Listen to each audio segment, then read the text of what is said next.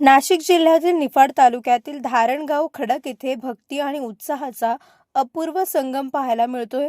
भारतातील दुसरे आणि महाराष्ट्रातील पहिले भव्य श्री कामाख्या माता मंदिर येथे साकारण्यात आले असून या मंदिराच्या प्राणप्रतिष्ठा सोहळ्याला मूर्तीच्या भव्य शोभायात्रेने दिमाखात सुरुवात झाली।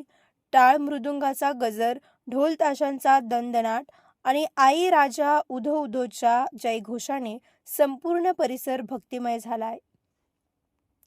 या शोभायात्रेचे मुख्य आकर्षण म्हणजे नंदीवर स्वार होऊन नृत्य करणारे भगवान शंकर आणि अघोरी नृत्य सादर करणारे कलाकार होते।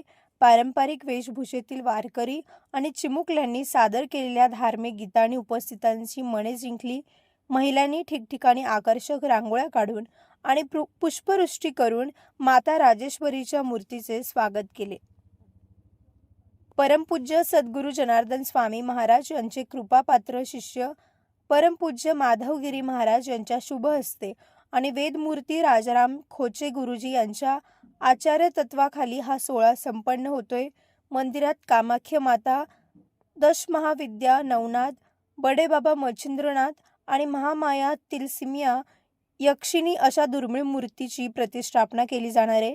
मंदिराचे अध्यक्ष गणेश जगताप यांनी माहिती दिली की हा उत्सव 27 मार्च पर्यंत चालणार असून यामध्ये कीर्तन, भजन आणि महाप्रसादाचे आयोजन करण्यात आले आहे।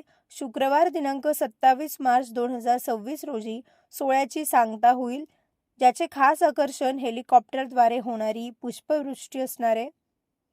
या ऐतिहासिक सोहळ्यासाठी गणेश जगताप, छाया जगताप, समस्त जगताप आणि जाधव परिवार आणि ग्रामस्थ मोठ्या संख्येने परिश्रम घेत आहेत।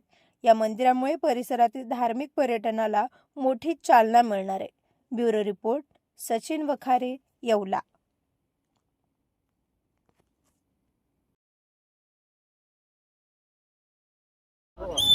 सिद्ध माँ कामाख्या चॅरिटेबल ट्रस्ट प्रचलित भव्य असा मूर्तिपान प्रतिष्ठा सोहळा आज आयोजित करण्यात आलेला आहे।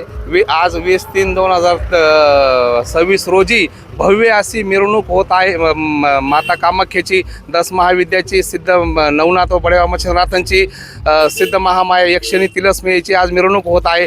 मिरवणुकीसाठी विविध प्रकारचे वेशभूषा परिधान केलेले आमचे ढोल पथक असो, नाशिक ढोल असो, आमचे आघोरी पथक असो, सर्वांनी त्यांच्या पद्धतीनं जे नाही ते याच्यासाठी कार्यक्रमासाठी सगळे उपस्थित राहून कार्यक्रमाची खूप मोठी अशी शोभा वाढवली। त्याच्याबद्दल मी सर्वांचे आभार मानतो। जय माँ कामाख्या, जय बाबा बडे मच्छिंद्रनाथजी।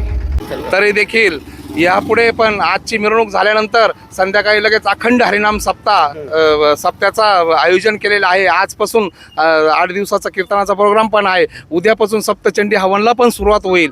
तसेच रोज आमचा सकाळ संध्याकाळ भंडारा पण ठेवला आहे। 27 तारखेला मूर्ती प्राणप्रतिष्ठेचा प्रोग्राम आहे। मूर्ती प्रतिष्ठा केल्यानंतर लाखो लोकांचं भंडाऱ्याचं पण आयोजन केलेलं आहे। तरी त्याच्यासाठी आपले सर्वांनी जेवढे पण माँ कामाख्याला, नवनाथांना, बडेबा मच्छिंद्रनाथांना, नाथांना मानणारे लोक आहे त्यांनी लाखोच्या संख्येने उपस्थित राहावं हीच माझी माताचरणी प्रार्थना। मातेचं आज सोहळा आहे।